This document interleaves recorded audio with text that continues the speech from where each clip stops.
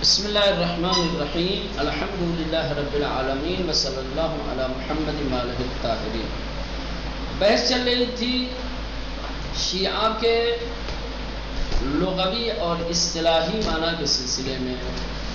لغوی معنی سے بھی آپ آگاہ ہو چکے ہیں اور اصطلاحی معنی کہ جس کو مختلف علماء شیعہ اور علماء اہل سنت نے بیان کیا ہے اس کو ذکر کیا جا چکا ہے۔ تمام اصطلاحی معنوں کا اگر خلاصہ کیا جائے جو شیعہ اور سنی علماء نے کیا ہے تو یہ نکلتا ہے کہ شیعہ پیروان امیر المومنین، پیروان علی ابن ابی طالب علیہ السلام کو کہا جاتا ہے، جو آپ کو دوسرے تمام خلفاء، دوسرے تمام اصحاب پر برتری دیتا ہے اور جو آپ کی امامت اور آپ کی ولایت کا قائل ہے، اور جو یہ مانتا ہے کہ امامت آپ کی نسل سے وابستہ ہے اور آپ کی نسل سے یہ امامت باہر نہیں جا سکتی۔ تو اس طریقے کی تعریف میں دوسرے اور ایسے فرقے کہ جو تمام اماموں کو نہیں مانتے، جیسے اسماعیلیہ ہیں، زیدیہ ہیں، فتحیہ ہیں، یہ بھی شامل رہیں گے۔ یہ گزشتہ بحث کا خلاصہ تھا کہ شیعہ کی تعریف میں اتنا بھی اگر کہہ دیا جائے کہ شیعہ یعنی پیروان علی امیر المومنین علیہ السلام، آپ کی جو امامت کے اور آپ کی ولایت کے قائل ہیں۔ چلے احادیث پیغمبر میں کچھ شیعہ علماء اور اہل سنت علماء نے نبی کریم کی کچھ احادیث اور روایتوں کو نقل کیا ہے کہ جن حدیثوں اور روایتوں میں کیا ہے، خود کلمہ شیعہ آیا ہے، اور اتفاق سے ان روایتوں میں بھی وہی معنی ہے جو اصطلاحی معنی علماء نے بیان کیا ہے۔ شیعہ اور سنی دونوں کی روایت کی کتابوں میں نبی کریم سے کچھ روایتیں نقل ہوئی ہیں کہ جس میں حضرت نے لفظ شیعہ کو اسی اصطلاحی معنی میں استعمال کیا ہے، یعنی پیروان علی ابن ابی طالب۔ جیسا کہ ابن عساکر جابر ابن عبداللہ انصاری سے نقل کرتے ہیں، وہ کہتے ہیں کہ کنا عند النبی فاقبل علی فقال النبی والذی نفسی بیدہ ان ھذا وشیعتہ لهم الفائزون یوم القیامہ۔ جابر ابن عبداللہ انصاری کہتے ہیں کہ ہم لوگ رسول خدا کے پاس بیٹھے ہوئے تھے کہ حضرت علی علیہ السلام آئے۔ جیسے ہی ہماری بس میں امیر المومنین علیہ السلام آئے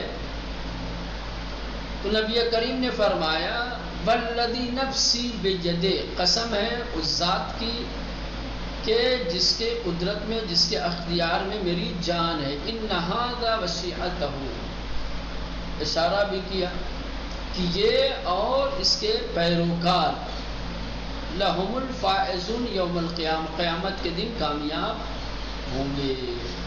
تو یہاں پر اس روایت میں بھی جو کلمہ شیعہ آیا ہے یہ اسی اصطلاحی معنی میں ہے جو اس سے پہلے علماء نے بیان کیے ہیں کہ ان ھذا، ھذا یعنی یہ علی، وشیعتہ اور اس کے پیروکار ہے نا، شیعہ یہاں بے معنی پیروکار آیا ہے۔ کیا چیز؟ ہاں، ونزلت، اور اس کے بعد آیت نازل ہوئی ان الذین آمنوا وعملوا الصالحات اولئک هم خیر البریہ، سورہ بینہ آیت نمبر 7۔ فکان اصحاب النبی اذا اقبل علی قالوا جاء خیر البریہ۔ سمجھ رہے ہیں؟ سورہ بینہ کی یہ 7ویں آیت اس کے بعد فوراً نازل ہوئی، اور اس کے بعد سے اصحاب پیغمبر کا طریقہ یہ تھا، شیوا یہ تھا کہ جب یہ کہیں بیٹھے ہوئے ہوتے تھے اور امیر المومنین علیہ السلام آتے تھے تو کہتے تھے جاء خیر البریہ، خیر البریہ. تو یہ جس کو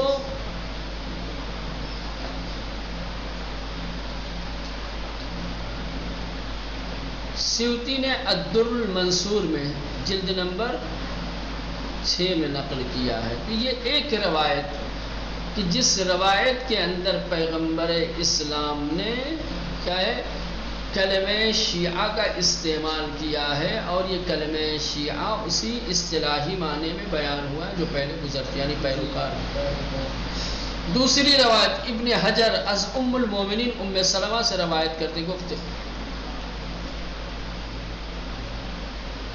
لیلتی وکان النبی عندی فأتته فاطمہ فاتبعها علی رضی اللہ عنہما فقال النبی یا علی انت واصحابك فی الجنہ انت وشیعتك فی الجنہ. ام سلمہ کی روایت ہے. ام سلمہ کہتی ہیں جیسا کہ آپ لوگ جانتے ہیں نبی کریم کا دستور تھا کہ آپ نے شب بات رکھی تھی، چونکہ آپ کی مختلف ازواج تھی اور اپنی ہر بیوی اور اپنی ہر زوجہ کا خیال رکھتے تھے. ہر زوجہ کے لیے آپ نے شبوں کو تقسیم کر رکھا تھا. جو شب جس زوجہ سے متعلق ہوتی تھی ان کے پاس جاتے تھے. تو یہ ام سلمہ کہتی ہیں کہ میری رات تھی، یعنی رسول خدا کو میرے پاس آنا تھا، تو اللہ کے رسول کیا ہے میرے پاس آئے. اس کے بعد آپ کی بیٹی حضرت فاطمہ زہرا سلام اللہ علیہا بھی کیا ہے آئیں، اور پھر جناب سیدہ کے پیچھے امیر المومنین علیہ السلام بھی آ گئے. پھر اس وقت پیغمبر اسلام نے فرمایا کہ اے علی تم اور تمہارے اصحاب، تمہاری مدد کرنے والے، تمہارے یار و مددگار بہشت میں ہوں گے، تم اور تمہارے شیعہ یعنی تمہارے پیروکار بھی بہشت اور جنت میں ہوں گے. تو اس روایت میں بھی کلمہ شیعہ کا استعمال اسی اصطلاحی معنی میں ہوا ہے. شیعہ یعنی پیروان علی، اے علی تم اور تمہارے پیروکار. اس کے بعد تیسری روایت ہے جس کو مغازلی نے انس ابن مالک سے نقل کیا ہے کہ پیغمبر اسلام نے فرمایا یدخلون من امتی الجنت 70,000 لا حساب علیہم. ثم التفتت الى علی فقال هم شیعتک وانت امامهم. مغازلی نے انس ابن مالک سے یہ روایت نقل کی ہے. مغازلی انس ابن مالک کہتے ہیں کہ نبی کریم نے فرمایا کہ میری امت سے 70,000 لوگ بہشت میں داخل ہوں گے بغیر اس کے کہ ان کا حساب و کتاب لیا جائے. میرے امت کے 70,000 افراد بغیر حساب و کتاب کے بہشت میں جائیں گے، جنت میں جائیں گے. اس کے بعد اللہ کے رسول نے امیر المومنین علیہ السلام کی طرف توجہ فرمائی اور فرمایا کہ وہ سب کے سب تمہارے شیعہ ہوں گے اور تم ان کے امام. اس روایت میں بھی کلمہ شیعہ کیا ہے اصطلاحی معنی میں استعمال ہوا ہے. تو اس طریقے سے یہ ثابت ہو گیا کہ شیعہ کے معنی ہیں علی کی پیروی کرنے والے، علی کی اتباع کرنے والے، علی کو اپنا امام اور ولی ماننے والے. یہ درس تمام ہو گیا. چقیدہ درس کا خلاصہ یہاں پہ دیا گیا ہے کہ شیعہ کے لغوی معنی ہے پیروکار کے، مددگار کے. تشیع یعنی پیروی کرنے والے، مدد کرنے والے. لیکن تاریخ اسلام اور عقائد کی زبان میں شیعہ خاص طور پر امیر المومنین علیہ السلام کے پیروکار اور آپ کے طرفداروں کو کہا جاتا ہے. عقائد کی زبان میں اور تاریخ اسلام کی جو زبان ہے، یعنی ان کی اصطلاح میں یوں کہا جائے کیا ہے، خصوصیت کے ساتھ شیعہ ان لوگوں کو کہا جاتا ہے کہ جو حضرت علی علیہ السلام کے پیروکار ہیں اور جو آپ کی تبعیت کرنے والے ہیں، جو آپ کے طرفدار ہیں، جو آپ کو امام مانتے ہیں. یہاں تک کہ کلمہ شیعہ بارہا حضرت علی علیہ السلام کے پیروکاروں کے لیے نبی کریم نے ذکر کیا. امیر المومنین علی ابن ابی طالب علیہ السلام کے پیروکاروں کے لیے، آپ کی تبعیت کرنے والے اور آپ کو جو لوگ اپنا پیشوا مانتے تھے، ان افراد کے لیے رسول خدا نے اپنی زبان سے کلمہ شیعہ کا استعمال کیا. لہذا بہت ساری نبی کریم کی احادیث اور روایتیں ایسی ہیں کہ جن میں آپ نے کلمہ شیعہ کا استعمال کیا ہے، اور اس میں کلمہ شیعہ اسی اصطلاحی معنی میں، یعنی علی کے پیروکار، علی کی تبعیت کرنے والے، علی کو اپنا امام ماننے والے. ٹھیک، یہ یہاں تک لغوی اور اصطلاحی معنی بیان کیے گئے شیعہ کے. اب آ جائیے پیشینے تشیع. کس طریقے سے مذہب تشیع وجود میں آیا ہے، اس کا پیشینہ کیا ہے، اس کا ماضی کیا ہے. تشیع کا ماضی، تشیع کا ایک اسلامی فرقے کی شکل میں ظاہر ہونا کس زمانے میں اور کس دور میں تھا، اس سے آشنا ہوں گے. پیرامون چگونگی شکل گیری مذہب شیعہ میان مورخین و محققین غیر شیعی نظریات متعددی ارائے شده است. هر یک از این نظرات زمان و عامل خاصی را در پیدایش این مذہب مؤثر می‌دانند. کہنے کہ شیعہ مذہب کس طریقے سے وجود میں آیا ہے، کس طریقے سے مذہب تشیع ظاہر ہوا ہے، اس کے بارے میں جو غیر شیعہ مورخین ہیں ان کے درمیان الگ الگ نظریات ہیں، ان کے الگ الگ خیالات ہیں. ہر مورخ نے ایک خاص نظریہ پیش کیا ہے اور ایک خاص وقت کی طرف توجہ دلائی ہے اور ایک خاص عامل کا ذکر کیا ہے. الگ الگ نظریات، الگ الگ وقت اور الگ الگ عوامل ذکر کیے ہیں.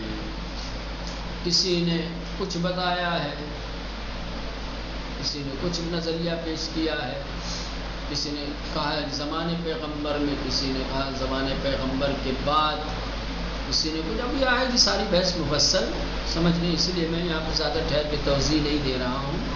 جلدی جلدی آگے بڑھنا ہے، اس لیے آنے والی بحثوں کو نظر انداز کیا جاتا ہے. جب آئے گی اپنی جگہوں پر، ان کے مقام پر ان کی توضیح دی جائے گی. ٹھیک ہے. اما محققان شیعی ان نظریات را رد نمودے.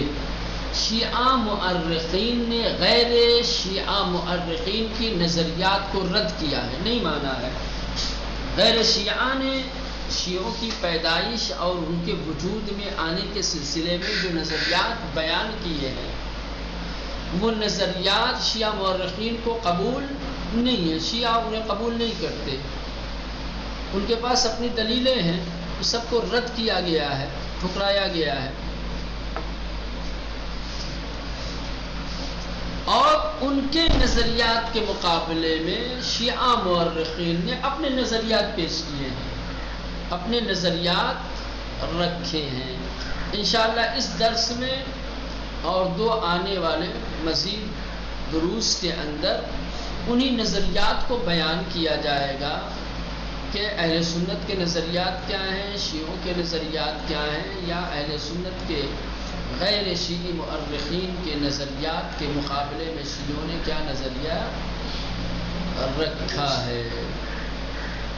البتہ یہاں میرے خیال سے اہل سنت کے نظریات کو یا غیر شیعہ مؤرخین کے نظریات کو یہاں پر نہیں بیان کیا ہے،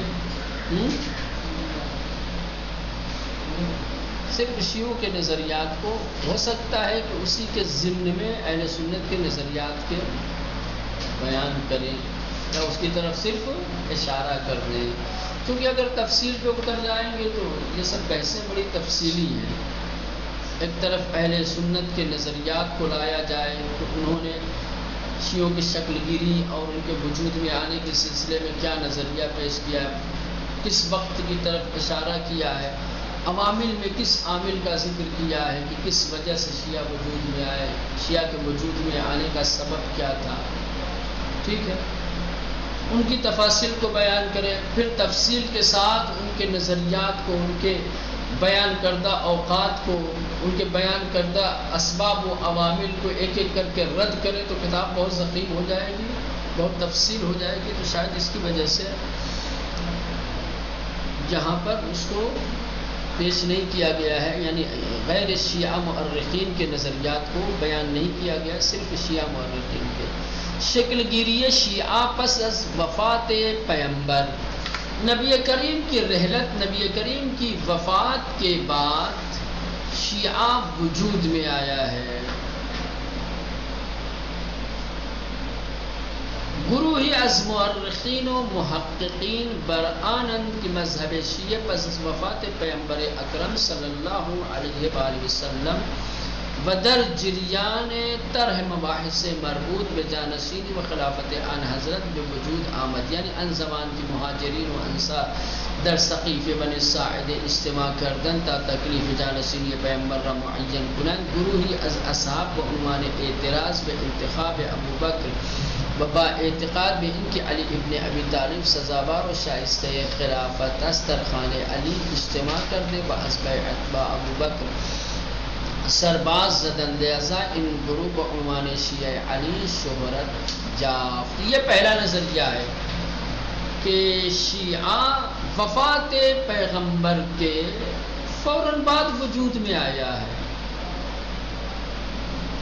مورخین اور محققین کی ایک جماعت کا یہ نظریہ ہے کہ مذہب شیعہ وفات پیغمبر کے بعد وجود میں آیا، اور شیعوں کے وجود میں آنے کی وجہ یہ تھی کہ رسول خدا کی وفات کے بعد جب آپ کی جانشینی اور آپ کی خلافت کا مسئلہ پیش آیا تو ایک گروہ، ایک جماعت سقیفہ بنی ساعدہ میں جمع ہوئی، اور پھر اکثریت کی رائے سے ابو بکر کو رسول خدا کا خلیفہ اور جانشین مقرر اور معین اور منتخب کر لیا گیا۔ اصحاب و انصار میں سے کچھ افراد ایسے تھے کہ جو امیر المومنین علی ابن ابی طالب علیہ السلام کے دروازے پر آ کر کے کھڑے ہو گئے، ابو بکر کو رسول خدا کا خلیفہ اور جانشین ماننے سے انکار کر دیا اور کہا کہ ہم تو اللہ کے رسول کا خلیفہ اور جانشین علی کو مانتے ہیں۔ تو وہ لوگ کہ جنہوں نے خلیفہ کے سقیفہ کے خلیفہ کا انکار کیا اور امیر المومنین علیہ السلام کے دروازے پر آ کر کے جنہوں نے حضرت علی علیہ السلام کی امامت کا اور آپ کی ولایت اور رسول خدا کی جانشینی کے لیے جنہوں نے اصرار کیا، انہی کو شیعہ کہا جاتا ہے۔ یہی سے بتوا رہا ہوں، سقیفہ والے الگ ہو گئے، در علی پہ آنے والے الگ ہو گئے۔ یہ پہلا موقع تھا کہ جہاں پر باقاعدہ طور پر امت مسلمہ دو گروہ میں، دو جماعت میں تقسیم ہوئی۔ مسلمانوں کی ایک جماعت سقیفہ میں جمع ہو کر کے اکثریت کی رائے سے کسی ایک کو خلیفہ بناتی ہے، جانشین پیغمبر منتخب و مقرر کرتے ہیں، اور کچھ لوگ سقیفہ میں بنائے گئے خلیفہ کی خلافت کا انکار کرتے ہیں، امیر المومنین علیہ السلام کے دروازے پہ آتے ہیں اور یہاں آنے کے بعد کہتے ہیں کہ ہم تو علی کو خلیفہ رسول اور جانشین رسول تسلیم کرتے ہیں، مانتے ہیں، ہم سقیفہ کے خلیفہ کی بیعت نہیں کر سکتے۔ یہ وہ موقع تھا کہ جب باقاعدہ طور پر امت مسلمہ دو گروہ میں بٹی، اور جو گروہ امیر المومنین کی حمایت میں کھڑا ہوا انہیں شیعہ کہا گیا۔ ٹھیک، از جمله کسانی که چنین نظری ارائه کرده اند ابن خلدون است و میگوید یہ زمان جن لوگوں نے اس طریقے کا نظریہ پیش کیا ہے ان میں سے ایک ابن خلدون ہے۔ ابن خلدون نے کیا نظریہ پیش کیا ہے؟ کہتا ہے کہ شیعہ زمانی شکل گرفت کہ پیامبر رحلت کر شیعہ اس وقت وجود میں آئے کہ جب رسول خدا نے وفات پائی، زیرا در این زمان اہل بیت پیامبر خود را نسبت به دیگران سزاوارتر به امامت و خلافت می‌دانستند، کیونکہ اس وقت اہل بیت پیغمبر دوسروں کے مقابلے میں اپنے آپ کو زیادہ امامت اور خلافت کا مستحق اور حقدار سمجھتے تھے، لوگوں سے بہتر سمجھتے تھے۔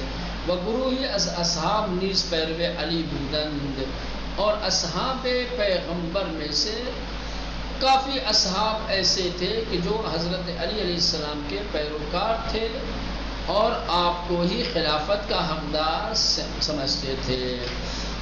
لہٰذا جو لوگ علی کے پیروکار تھے اور علی کو مستحق خلافت سمجھتے تھے انہوں نے خلیفہ کے پیروی سے انکار کر دیا اور حضرت علی علیہ السلام کی طرف رخ کر لیا۔